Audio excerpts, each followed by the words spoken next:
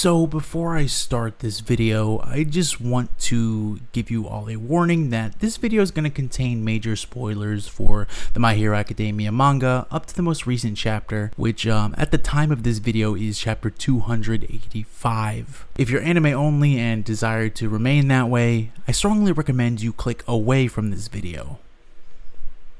I think a very common story you might hear nowadays is of the once passionate, overachieving student who was crushed by the expectations placed on them by their family, teachers, and by society in general.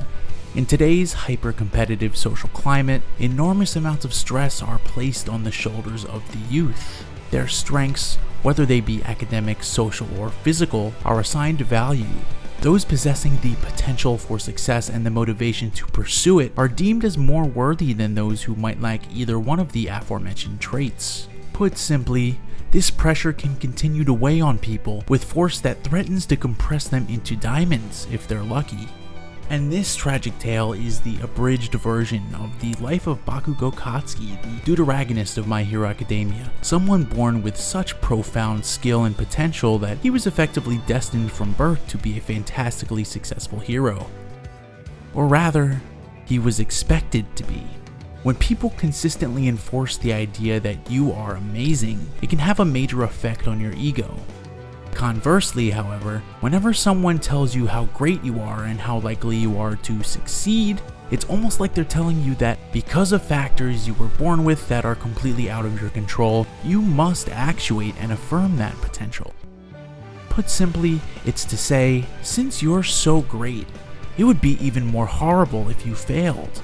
In light of chapter 285's debut, ultimately bringing Bakugo's character development to a thrilling climax and taking his relationship with Midoriya full circle, I really wanted to do a thematic analysis on Bakugo's growth as a character. And if you told me 2 years ago that the first two My Hero Academia character analyses I would write would end up being on Endeavor and Bakugo, two characters I held massive amounts of disdain for in the past, I probably would have laughed at you.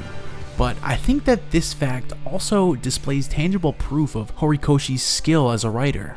My Hero Academia is, to oversimplify a bit, a shonen that sells itself on its characters, not necessarily just on flashy combat sequences. Mangaka Kohei Horikoshi has proved time and time again that he has the ability to make us feel intensely for characters we once hated, and help us grow to care for them as people and even love them.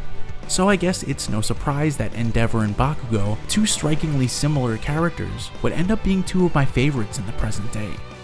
Bakugo has always served the narrative function of being a foil to Midoriya, the other half of the coin.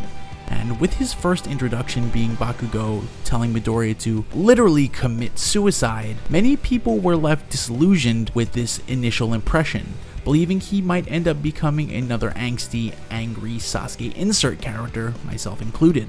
His obnoxious attitude, impulsiveness, and hubris make him an extremely ugly character, at least in the beginning. But Bakugo, like countless other My Hero characters, ended up being impossibly nuanced, shedding light on increasingly heavy insecurities as his layers were peeled back. Being blessed with great talent, intelligence, and a power that would make him a force to be reckoned with in close combat set Bakugo on a path that many would find difficult to follow. What's more, his admiration for All Might gave him a quantifiable goal that nearly everyone who knew him expected him to reach. As such, his self-image became deeply intertwined with his perception of All Might's role in society. My Hero Academia is a series that thematically endeavors to answer a single question: what does it mean to be a hero? And through its plethora of characters, it presents a multitude of answers. Deku and Bakugo's respective interpretations of what a true hero is represent two sides of the same coin, two aspects of All Might's legacy. In Deku, we see the hero who saves people's hearts with a smile through self-sacrifice and struggle, a cool hero who never lets anyone worry about him. In stark contrast, Bakugo sees the number one hero as the incarnation of strength, one who could never lose, one who, despite all odds being stacked against them, can always break out of a tight spot and win. And through its narrative, My Hero demonstrates that these two seemingly dichotomous mindsets are not mutually exclusive, but rather they exist in tandem with each other. Bakugo's attitude in the beginning of the story is very obviously the result of a multitude of factors. The first being his upbringing in the quirk-based society. Being constantly praised and expected to succeed undoubtedly had a huge effect on Bakugo's ego as well as his self-image. In essence, he was told from a young age that he would be a top hero. The second important factor is his admiration for All Might, specifically his perception of what it means to be a hero and what it means to be the #1 hero. And so, when you think about the person Bakugo was in the beginning of the story, it's important to view that character through this lens. Yes, he can be obnoxious and hubristic, but it's heavily due to the pressure placed on him by the expectations of others and the ones he placed on himself.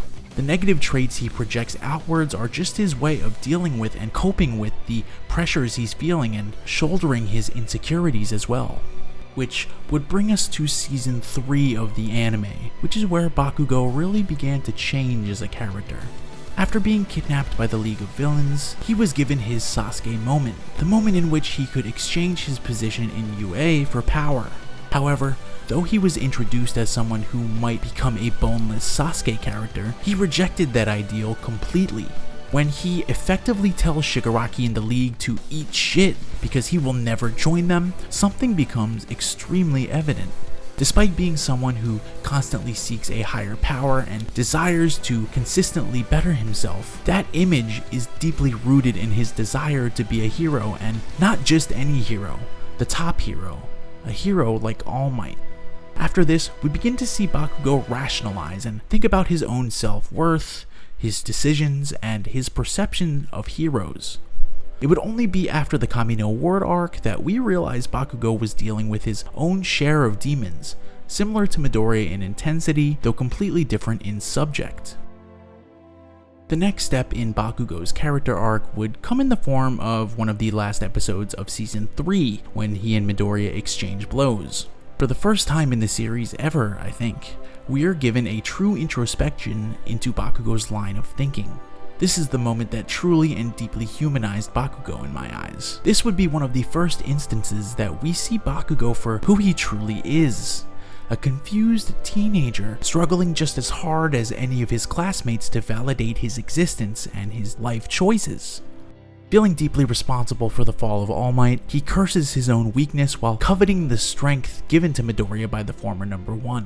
And if there's a single word that succinctly summarizes the relationship between these two figures, it's envy. Midoriya desiring and wishing he had been born with Bakugo's latent abilities is definitely the most obvious instance, but more importantly is that this jealousy goes both ways. More than anything, Bakugo deeply resents Midoriya for pursuing the dream they shared of becoming a pro-hero despite being quirkless. To specify one step further, he develops an inferiority complex towards Deku as the latter rapidly grows more powerful. In Bakugo's eyes, he was someone always destined to be superior, so why was Midoriya recognized by the one person they both idolized? The fact that Bakugo simply does not know the answer tortures him. All of these internal struggles circle back to All Might, and the dichotomous legacy he left behind in Midoriya and Bakugo. The desire to protect and save everyone through self-sacrifice can only exist with an indomitable spirit and unbending desire for victory.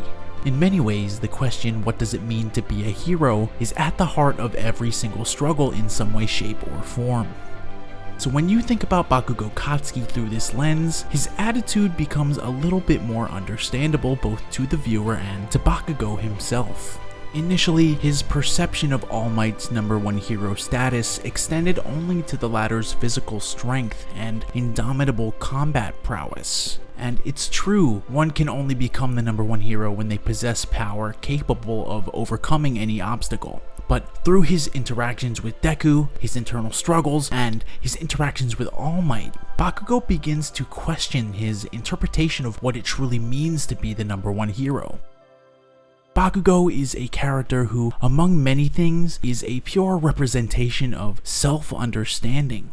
One of the biggest reasons why Bakugo and Endeavor have risen to two of my favorites lately is that they're people who seek to grow despite being conscious of their own shortcomings.